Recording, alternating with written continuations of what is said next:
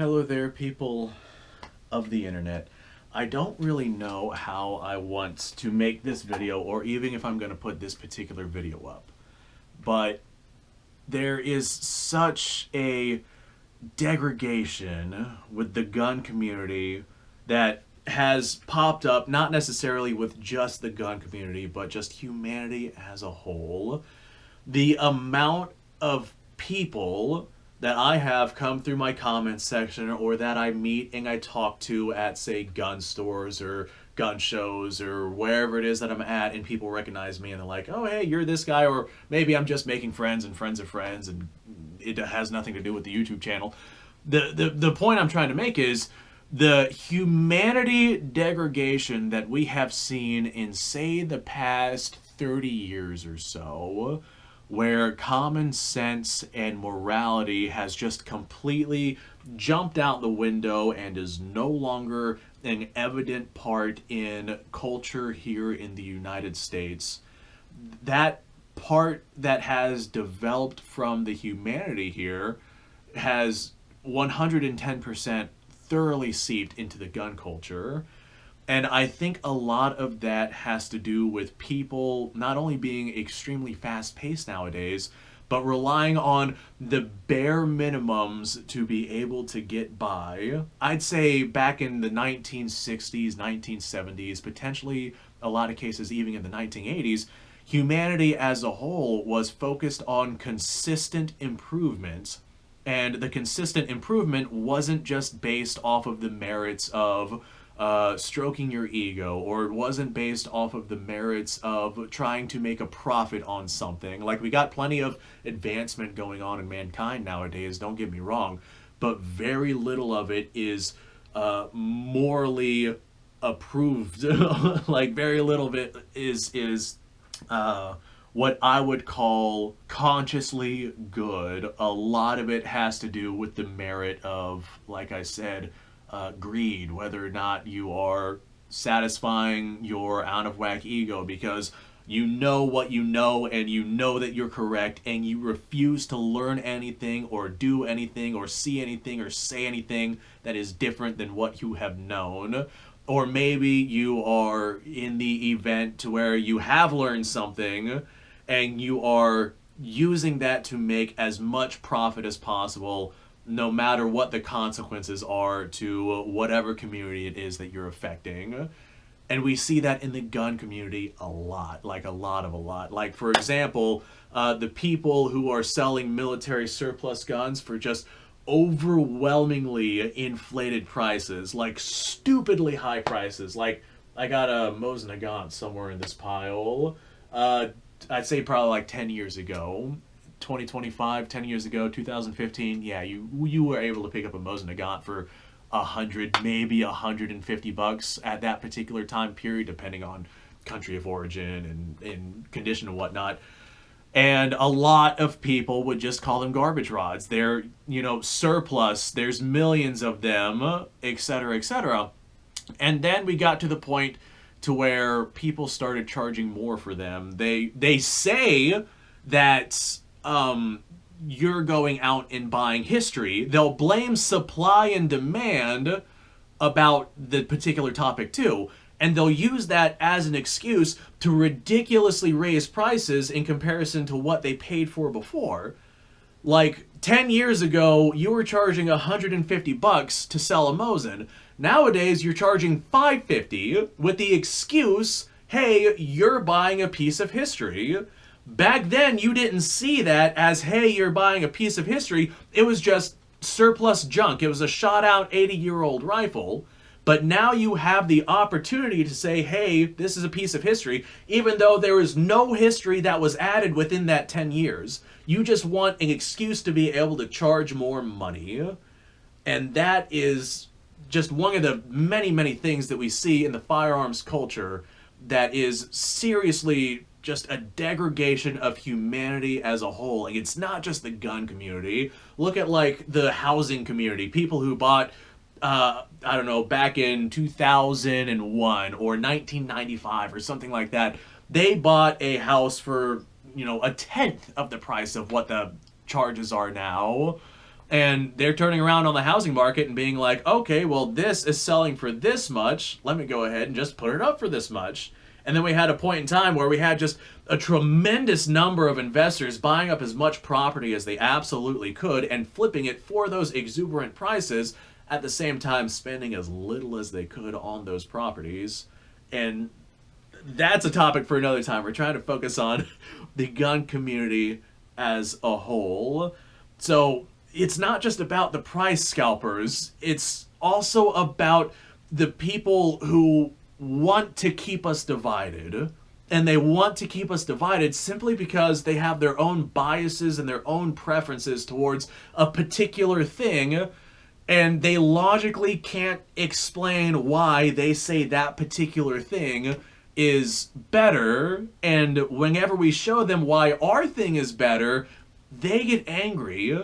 Like, to the point to where I have seen literal fights break out over topics like this. Like, for example, I'm a huge advocate of the AR platform. I mean, you can swap calibers real easy, different barrel lengths, different twist rates for what bullet weight it is that you're wanting. Mount all sorts of optics and lights and lasers and all sorts of stuff to this. It's got an adjustable stock on it so you can adjust your length of pull so you can fire your firearm nice and easily. And there's a lot of people out there who really don't like that I have something like that, but at the same time, they're absolutely fine if I have something like this 44 Magnum lever action, or something like this semi-auto 30-06 M1 Grand, or something like, where is it at? Something like this right here, my Ruger Mini 14. A lot of people who are falling into this category are like, oh, hell yeah, the Ruger Mini 14 is a great little rifle. I absolutely love that thing. Mine's a tack driver at 1,000 yards. I could nail the wings off a fly. And then I pop out my 5-round mag, and then I load a 29-round mag into the thing, and then they're suddenly like, oh no, you can't do that, it's horrible, too much firepower, it's herka-durka-dur. It's a horrible impression, but hopefully you guys see what it is that I'm getting at. They just have this anger and this bias and this preference and whatnot, or they'll say something like, this right here is fine, but this right here is not, even though they both have the exact same capabilities in terms of sending a 223 cartridge, like a 223 projectile downrange at the same velocities. Like, both of these are a 16-inch barrel. If I put a 55 grain bullet in this magazine and shot it through this rifle, it would have essentially the same things going on as that rifle. Granted, the twist rate is different. This is a 1 in 10 twist, that's a 1 in 7. But the point is, it does the same thing, and they hate that. And whenever you point that out, that's whenever they're like, oh no, I'm angry at you. I'm gonna send a rant and tell you that you're wrong, even though you just showed evidence that you were not wrong. Or I'll show off something like this right here. And this right here is kind of like a gray area. Sometimes they'll be like, oh, I remember those. Those are super cool. That's a retro M16. I really like those. I saw those in Nam. Or they'll be like, oh, that Mattel plastic garbage. I hate that. It's the most horrible thing ever. They should have just stuck with the M14. And I'm like, that's great. If you like the M14, go for it, dude. But you don't have to sit here and berate me because I like the AR platform, or I like the AK. Personally, I think the AR is superior to the AK in most applications. Not all applications, but most applications, but that's a video for another time. If you like the AK, go for it. I like the AR, so I'm going to use the AR. If you like the M1 carbine, and this is your cup of tea for what it is that you want to use, then dude, go for it. We don't have to be divided. If you're, I don't know, in the Midwest and you're living that cowboy lifestyle and you absolutely love the old lever actions and 44 mag is just the most perfect thing ever for you, then dude, go for it. We don't have to be divided, and I don't see why everyone is so focused on absolutely screwing each other over in the gun community. There are, like, good, legitimate companies out there that are doing good work, like, for example, Radical Firearms and PSA and insert your choice of entry-level AR. These are pretty good ARs for the amount of money that you're spending. Of course you can get better. Of course the quality control is not going to be all that great. And yes, the people that are making these guns are making a lot of money while they make these guns, but they're still giving out a relatively decent product while they're doing that. Capitalism means that you make money. I don't know why people turn, like, I've heard a bunch of people argue that, like, PSA is just out there to make money, and I get that argument, but we're all out there to make money. If you're living in the United States or anywhere in the world that's not a communist utopia, you're living in some sort of form of capitalism, and you have to make money. It is their job to make guns, to make money. The thing is, they're selling fairly effective, fairly good quality controlled firearms that are like 90% of the time going to be extraordinarily good at what it is that most people need that particular firearm to be able to do, especially here in the civilian standpoint. They're able to provide that service for an exuberantly small amount of money to the point to the average man being able to afford it. I'm not sure how much profit it is that they make off of each individual AR, but I imagine it's not a lot, which is why they have to sell so many of them for them to turn a profit at all.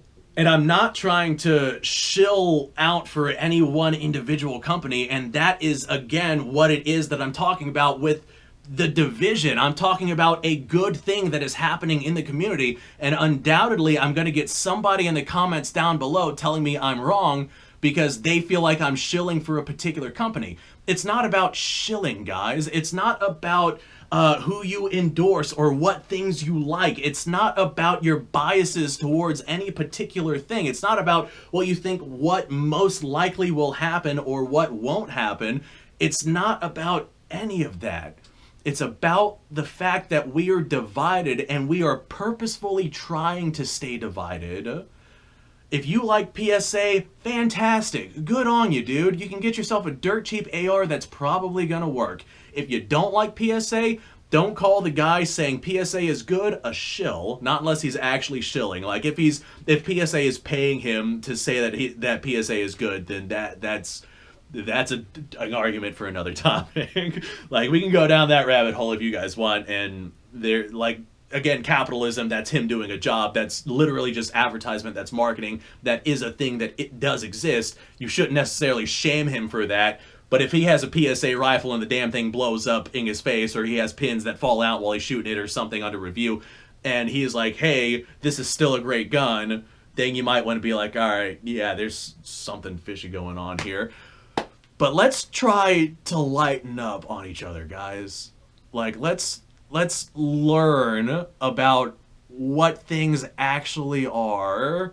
Like the number of people I have pop up in my comments and they'll tell me that the 223 is absolute garbage and that it can't do certain things, and then I'll show them evidence of the 223 doing these certain things, like in, say, a gel test, or I'll talk about the twist rates and barrel lengths and how, you know, a 55 grain bullet from a full-length barrel like this right here with a 1 in 12 twist does absolutely devastating things to soft targets, and I'll go into the science of why, and I'll talk about just all of these things. But because they're so set in their ways and they absolutely wholeheartedly refuse to change that, they'll continue to tell me that I'm wrong even if I'm showing them physical evidence, like literal video evidence. Go watch this. Tim on the Military Arms channel blew up watermelon with a 1 in 12 and 1 in 7 twist rate from the same barrel using the same ammo, and the 1 in 12 just absolutely devastated that watermelon. Like, evidence. Fun evidence. Go enjoy it. And they'll still be angry at me because I like that and they like something else, like, say, 30-06 or 308. And we need a lot less of that in our community. We need people to stop being so divided over everything. I don't give a damn if you are shooting at the enemy with a 223 or a 30-06 or a 30 carbine or 7.62 by 39. I just care as to whether or not I'll be able to trust you in the trenches. Now that's a metaphor. I'm not going to actually drag anyone into trenches or anything like that, but hopefully you guys understand the metaphor that I'm trying to make here. Thanks for watching, folks. I appreciate your time. Like, subscribe, share. Description below has a link to all sorts of stuff. Go check it out. You guys go off. Have yourself a fantastic day. I'll see you on the next episode.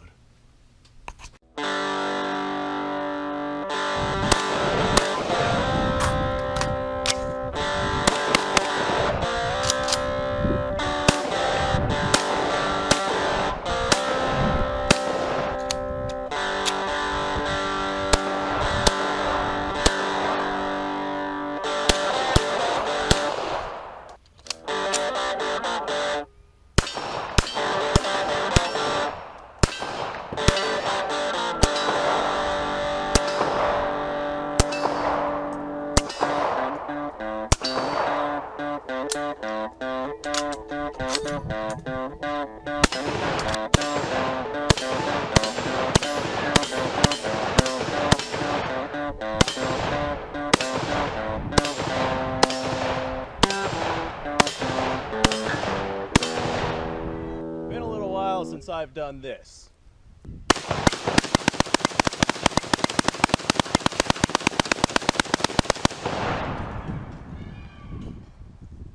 Bonnie and Clyde be damned.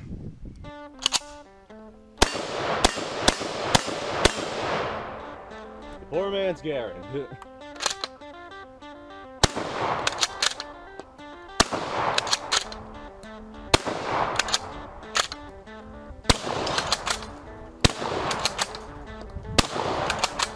It's a shame that bolt-action shotguns aren't more mainstream.